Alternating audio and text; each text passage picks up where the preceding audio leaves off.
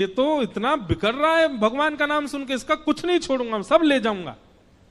हरपाल जी बोले, हाँ भैया, एक रहता तो है डकैत इस गांव में, और उसका कोई पता नहीं है, वो कभी भी आ जाता है। लेकिन एक मार्ग जंगल में होकर के है, उसमें गांव में नहीं जाना पड़ता, जंगल से गुप्त चुप निकल करके पूरे गांव पार हो जाएंगे, आप शहर पहुंच जाओगे। उसका रास्ता मुझे ही पता है। सेठ जी बोले, तो तुम हमको पार करवा दो।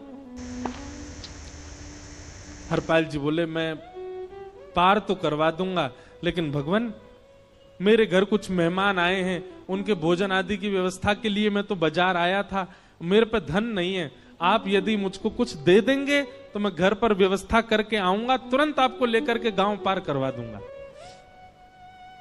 ठाकुर जी ने उसको कुछ सोने की मोहर दे दी, बोले लो तुम अपने घर की व्यवस्था कर आओ। हरपाल जी ने सामग्री खरीदी, घर पर पहले व्यवस्था करके आए।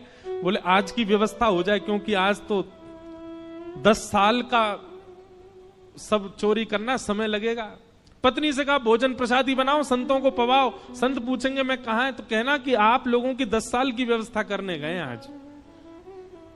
हरपाल जी लौट करके आए और सेठ जी से कहा, आइए आइए चल दीजिए मेरे साथ, और हमारे संगी चलना बिल्कुल। ठाकुर जी रुक्मणी जी चलने लगे। जैसे ही विहंगम जंगल में पहुंचे, भयंकर भयावह जंगल, बीच जंगल में जैसे ही पहुंचे,